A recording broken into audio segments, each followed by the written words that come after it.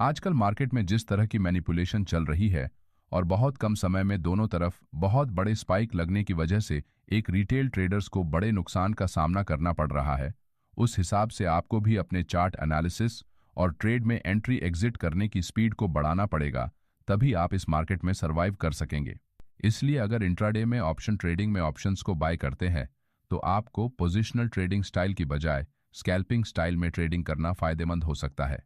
अब क्योंकि स्कैल्पिंग में आपको बहुत फास्ट ट्रेड एग्जीक्यूट करना पड़ता है और उतनी ही जल्दी उस ट्रेड से प्रॉफिट लेकर बाहर भी निकलना पड़ता है, इसलिए आपको छोटे टाइम फ्रेम में ट्रेडिंग करने की आवश्यकता होती है।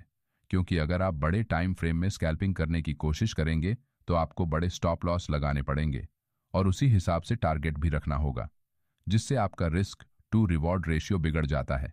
इसलिए आज हम छोटे टाइम फ्रेम यानी कि 1 मिनट की टाइम फ्रेम में आप किस तरीके से छोटे स्टॉप लॉस के साथ ट्रेड में एंट्री कर सकते हैं, इसकी कुछ महत्वपूर्ण टेक्निक्स को समझने वाले हैं। लेकिन इन टेक्निक्स को समझने से पहले हमें यह भी ध्यान में रखना होगा कि हम 1 मिनट जैसे छोटे टाइम फ्रेम में स्कैल्पिंग करने वाले हैं, इसलिए यहाँ आपको बहुत बार गलत जगह फेक ट्रेड एंट्री सिग्नल भी चार्ट पर दिखाई दे सकते हैं और रिटेल ट्रेडर बड़ी आसानी से इन सिग्नल्स पर ट्रेड करके बार बार ट्रेड में एंट्री और एग्जिट कर सकता है, जिससे अगर एक ट्रेडर दिन में कम से कम 5 बार भी ट्रेड करता है तो उसे सिर्फ ब्रोकरेज के लिए 20 रुपए पर एग्जीक्यूटेड ऑर्डर के हिसाब से लगभग 100 रुपीज एक दिन के और एक महीने के 20 ट्रेडिंग सेशन के हिसाब से 2000 रुपीज और साल के लगभग 24,000 देने पड़ेंगे। और अगर आप एक दिन में 10 बार ट्रेड करते हैं तो आपको एक साल में 48,000 रुपए सिर्फ ब्रोकरेज के लिए देने होंगे, जो कि एक रिटेल ट्रेडर के लिए बहुत ही बड़ी रकम होती है। Scalping technique number 1, find double top and double bottom pattern. Double top और डबल बॉटम चार्ट पैटर्न सबसे असरदार ट्रेड एंट्री पैटर्न माने जाते हैं, क्योंकि इन पैटर्न्स के जरिए आप उस लेवल या फिर एरिया में बायर्स और सेलर्स का क्या माइंडसेट है इसे पता लगा सकते हैं। जैसे कि यहाँ मार्केट में हायर लेवल्स पर सेलर्स द्वारा सेलिंग प्रेशर बढ़ाने की वजह से प्राइस नीचे आती तो है, मगर लोअर लेवल को ब्रेक नहीं कर पाती और यहाँ से फिर से रिवर्स हो जाती है। इसका मतलब यहाँ लोअर लेवल्स पर बायर्स प्राइस को नीचे नहीं जाने देना चाहते। प्राइस को ऊपर आता हुआ देखकर प्राइस जैसे ही अपने प्रीवियस हाई के पास वापस आती है तो एक बार फिर से फ्रेश सेलर्स मार्केट में एंटर होते हैं और प्राइस को एक बार फिर से नीचे पुश करते हैं।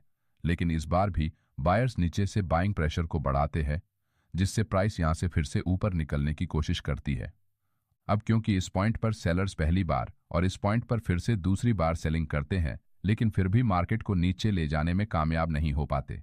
इसका मतलब यहाँ सेलर्स की स्ट्रेंथ पहले के मुकाबले कम हो चुकी है और उनका आखिरी प्रयास भी विफल हो चुका है।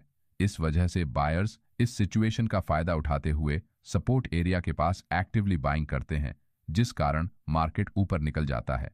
उदाहरण के तौर पर अगर आप निफ्टी 50 का 19 दिसंबर का 1 मिनट टाइम फ्रेम का चार्ट देखेंगे तो यहाँ सुबह में पहली कैंडल के बाद सेलर्स मार्केट को नीचे पुश करते हैं, मगर उसे पहली कैंडल के लो के नीचे ले जाने में फेल हो जाते हैं। दूसरी बार फिर से सेलर्स प्राइस को नीचे पुश करते हैं, मगर एक बार फिर से उसी लेवल से प्राइस सपोर्ट लेकर ऊपर निकलते हुए अपने प्रीवियस स्विंग हाई को ब्रेक कर देती है। इसका मतलब यहाँ सेलर्स कमजोर पड़ चुके हैं, जिस वजह से वो प्राइस को नीचे रखने में फेल हो गए हैं। इसलिए अगर आप यहाँ इस ब्रेकआउट कैंडल के थोड़ा नीचे अपना स्टॉप लॉस लगाकर लॉन्ग ट्रेड में एंट्री करते हैं तो आपको अपने स्टॉप लॉस से डबल का प्रॉफिट टारगेट रखना होगा। थोड़ी देर में प्राइस यहाँ से तेजी से ऊपर बढ़ते हुए आपका प्रॉफिट टारगेट हिट कर देती है। इसका मतलब डबल बॉटम पैटर्न मार्केट में सेलर्स के कमजोर होने का और बायर्स के स्ट्रांग होने का सिग्नल देता है। उसी के साथ अगर ये पैटर्न चार्ट पर सपोर्ट एरिया के पास बनता है तो ये सबसे अच्छे रिटर्न आपको बनाकर दे सकता है। इसलिए अगर मार्केट बड़ी टाइम फ्रेम में बुलिश है तो 1 मिनट की टाइम फ्रेम में आप सपोर्ट एरिया के पास डबल बॉटम पैटर्न का इस्तेमाल करके लॉन्ग ट्रेड में एंट्री कर सकते हैं। डबल बॉटम पैटर्न में हम पैटर्न की नेकलाइन के ब्रेकआउट के बाद ट्रेड एंट्री को प्लान करते हैं और ब्रेकआउट कैंडल के नीचे अपना स्टॉप लॉस लगाते हैं। लेकिन बहुत बार चार्ट पर इस तरह से बहुत बड़ा डबल बॉटम बनता है, जैसे कि यहाँ बैंक निफ्टी के इस 19 तारीख की चार्ट में इस तरह से बहुत बड़ा डबल बॉटम पैटर्न चार्ट पर बना है, जिसमें प्राइस अपने प्रीवियस हाई से लगभग 200 पॉइंट के आसपास नीचे आने के बाद फिर से ऊपर जाती है। अब अगर हम यहाँ इस पैटर्न की नेकलाइन की ब्रेकआउट कैंडल के नीचे स्टॉप लॉस लगाते हैं तो मार्केट के वोलेटिलिटी के हिसाब से ये बहुत छोटा स्टॉप लॉस बन जाएगा। लेकिन वही अगर आप थोड़ा रिस्क लेकर अगर इस तरह के बड़े मूव चार्ट पर बनते हैं तो आप यहाँ दूसरी बार जब प्राइस सपोर्ट से ऊपर निकलने की कोशिश करती है तो यहाँ सपोर्ट के आसपास एक छोटे स्टॉप लॉस से एंट्री करके स्विंग हाई तक का प्रॉफिट टारगेट रख सकते हैं, जिससे आपका रिस्क टू रिवॉर्ड रेशियो भी बराबर रहेगा। उसी तरह जब भी मार्केट में हायर लेवल्स पर प्राइस 2 बार रिजेक्शन लेकर नीचे गिरती है, तो आप इसे डबल टॉप पैटर्न कह सकते हैं। जैसे कि यहाँ बैंक निफ्टी के 18 तारीख के चार्ट में मार्केट ओपन होते ही प्राइस ऊपर जाने की कोशिश करती है, मगर हायर लेवल्स पर 42,800 की लेवल के पास रेसिस्टेंस फेस करते हुए नीचे चली जाती है।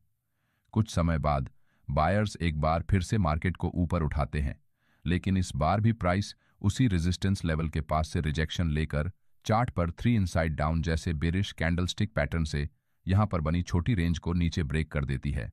इसका मतलब यहां बायर्स प्राइस को ऊपर ले जाने में 2 बार फेल हो चुके हैं।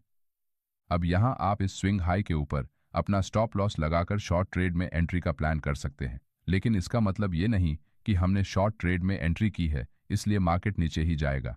हो सकता है मार्केट यहां से इस स्विंग हाई को ब्रेक करके ऊपर निकल जाए।